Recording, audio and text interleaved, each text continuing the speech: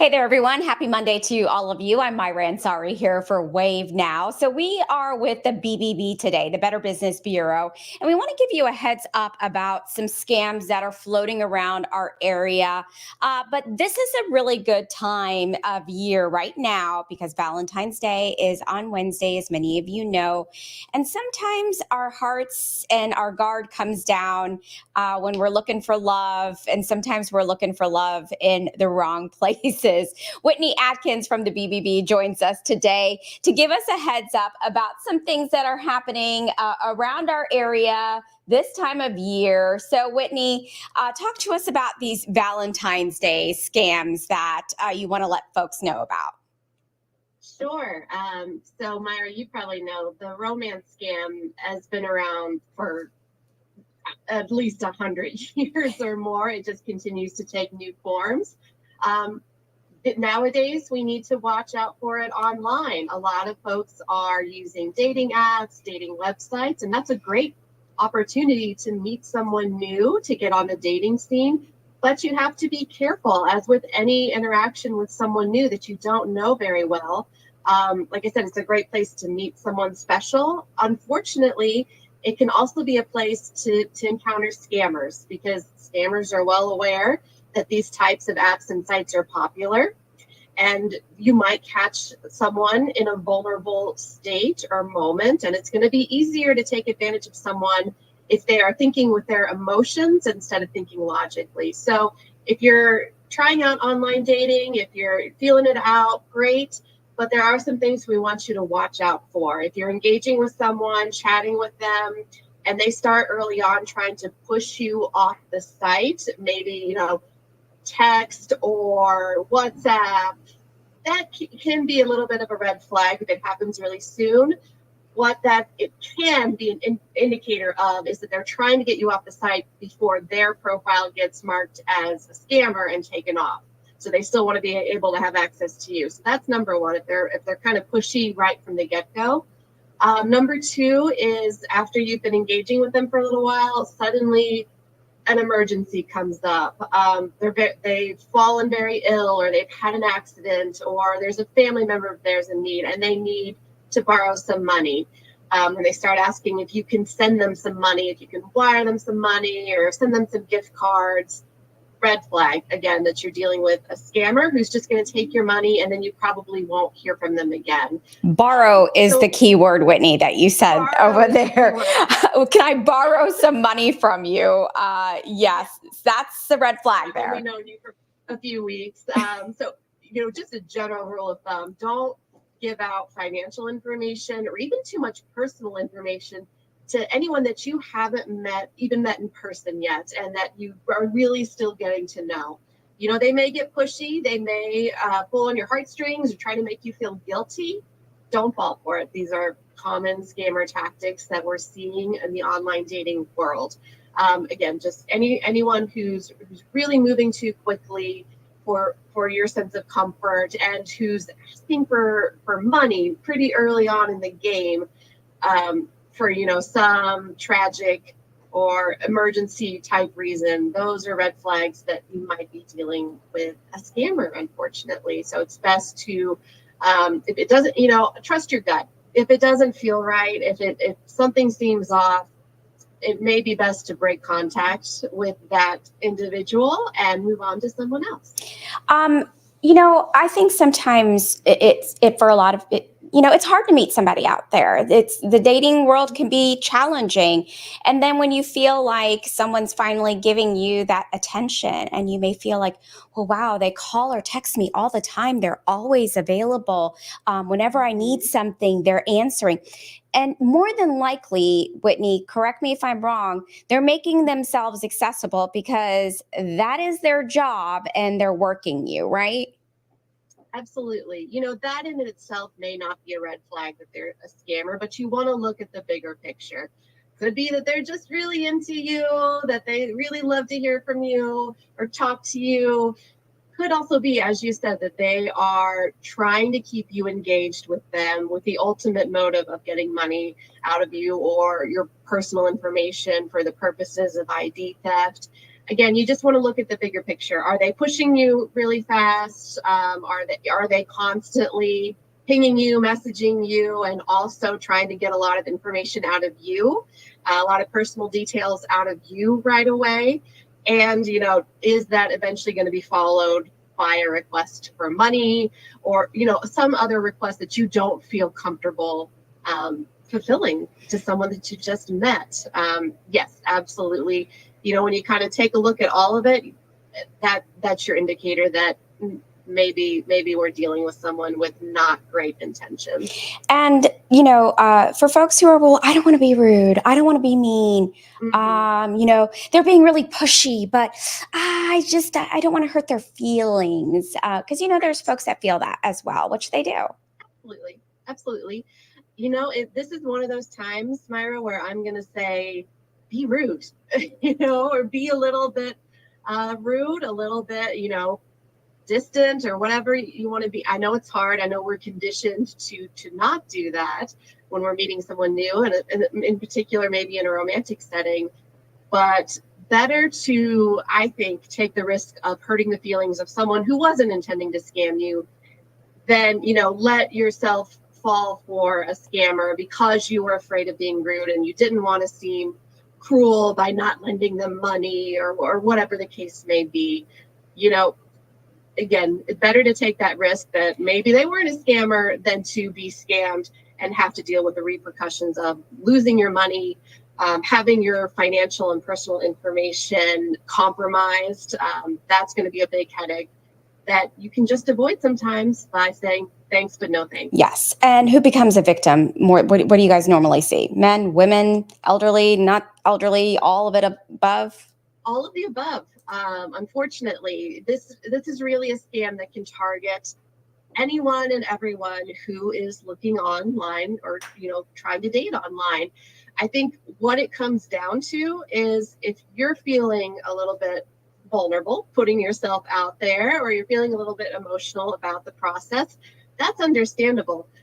But be aware that those feelings can sometimes lead you to put your guard down when you really shouldn't, when you want to, keep your eyes open, be aware, be alert.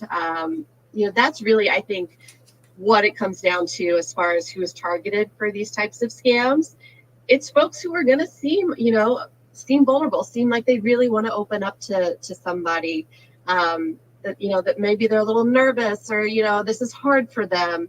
And that can be any of us. That can be men, women, any age. So there's no real demographic that is more vulnerable or less vulnerable in this instance. Okay. All right. So hopefully that was a good warning for everybody year round. Doesn't really matter when, because we're, folks, that's a very common way now where folks are meeting each other. Okay. Let's talk about some other scams that are floating around our area that you all have received reports of.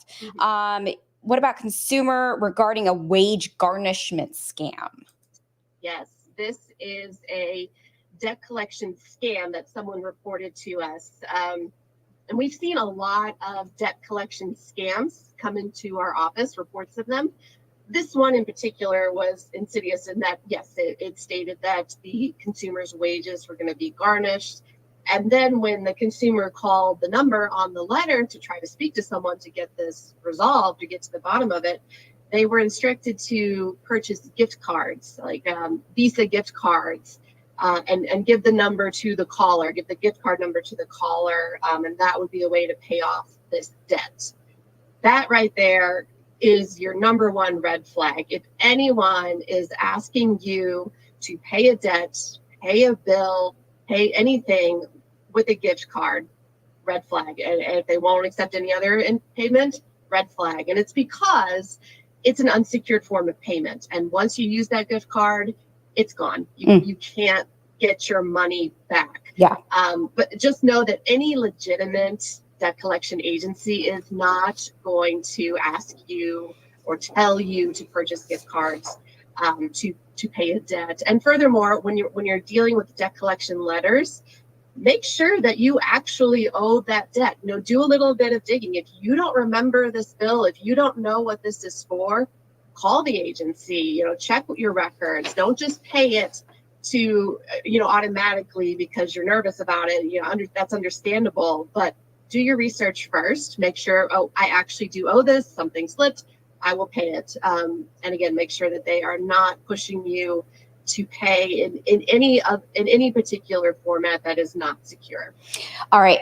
You all also, I think these type of calls can be really intimidating to folks when they think that law enforcement is involved. The deputy sheriff is calling me, or the state police department is calling me, or local police department is calling me, or talk to me about that, what you guys are getting reports of there. So unfortunately, this is an age-old scam that is still cropping up, and we still see pretty frequently in our area. And it takes a particular turn when it's not just you missed a court date, it's you missed a court date as a material or expert witness, which can also be scary.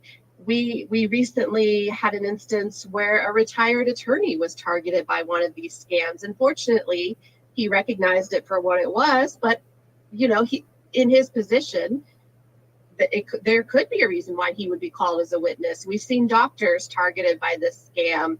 Any number of folks who may, in their line of work, be asked to go to court, as a witness. But again, the common factor that all of these court date scams or missed jury duty scams have is this.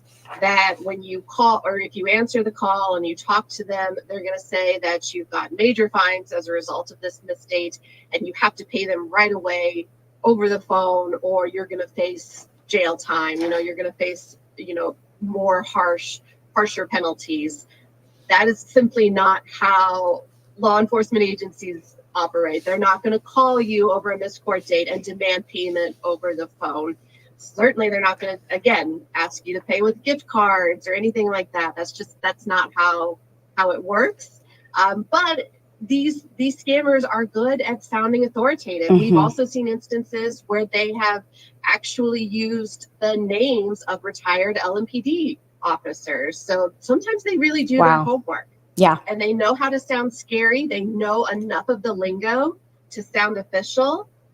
But your red flag that it's a scam is one, that call, and two, that they're asking you to pay over the phone. They're trying to scare you into doing it. If you really are concerned that, hey, maybe I did miss something important, don't engage with that caller. Hang up, contact the law enforcement office directly. They'll be happy to clarify if there's anything you need to take care of or be concerned about. And in this case, they'll be happy to tell you, nope, that's not us, it's a scam. Yeah, absolutely. All right.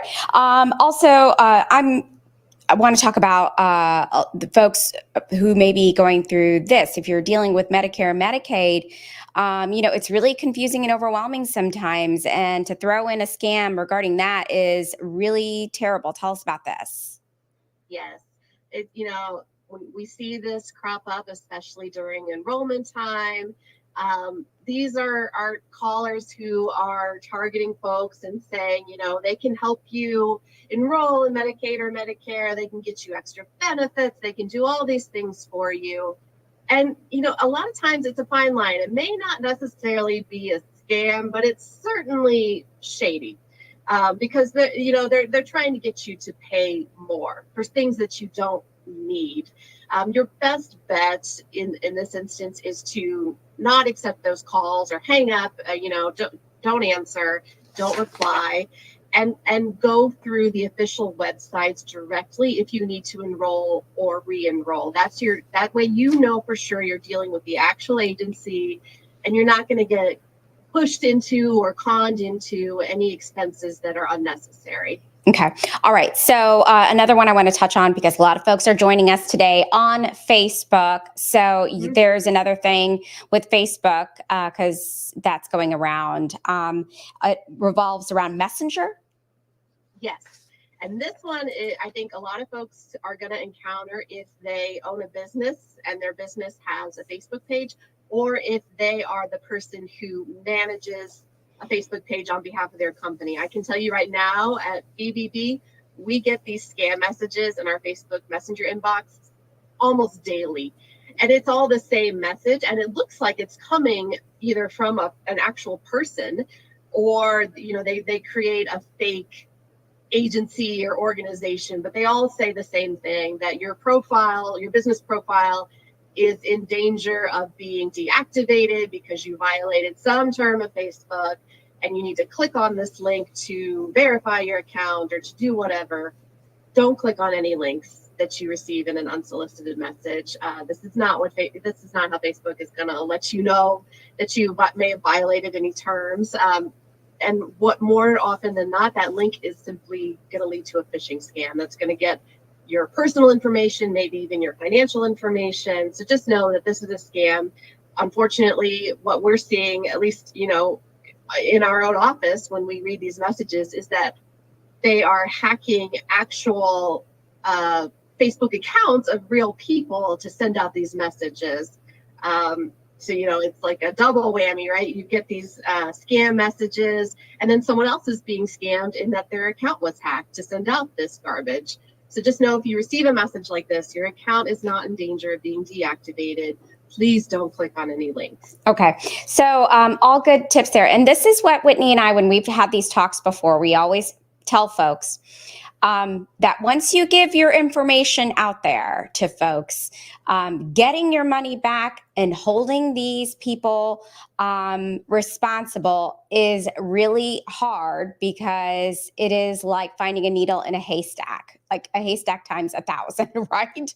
It's almost impossible. Absolutely. We tell folks all the time, and I know you do too, Myra.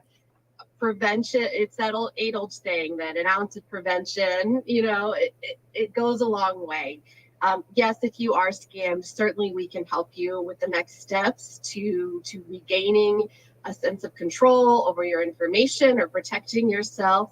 But it's much easier to protect yourself up front than it is to have to go down that route once your identity has been stolen or you've been scammed out of money.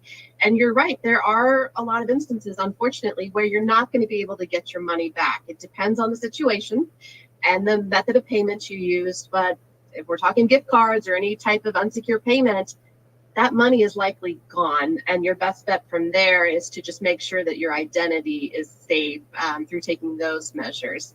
But yeah, you're really just be aware of who you are giving your information to, and can you trust that person or that organization. Be protective of your personal details, your financial details.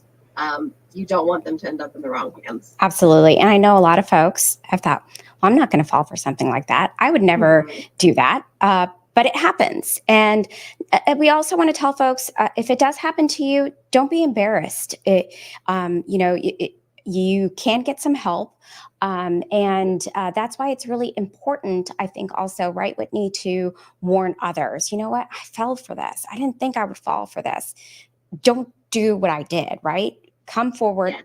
Let you all know, let police know, so other folks won't be in that same position. Absolutely. We tell folks all the time, number one, anyone can be scammed. And we see proof of that in our demographics that we collect from our scam reports. And these are coming from individuals in our community. So these are folks or work with, and it affects all ages, all races and ethnicities, all backgrounds. I tell folks, when I present on this, I don't care how educated you are. I don't care where you grew up. A scam can still happen to you. And that's all the more reason to be aware. But yes, if it does happen to you, number one, please don't be embarrassed, because you're in good company. It happens to a lot of people, unfortunately. And two, if you report that scam to us, bbb.org, on our scam tracker system, number one, your information stays private. We don't share your information with anyone. And number two, we can get information about that scam out to the public. Anyone can search our database, or, we could do what I'm doing with you now, Myra, and sharing information with the media. It really goes a long way to protect others in the community. You wouldn't want this happening to anyone you care about. So yes, share.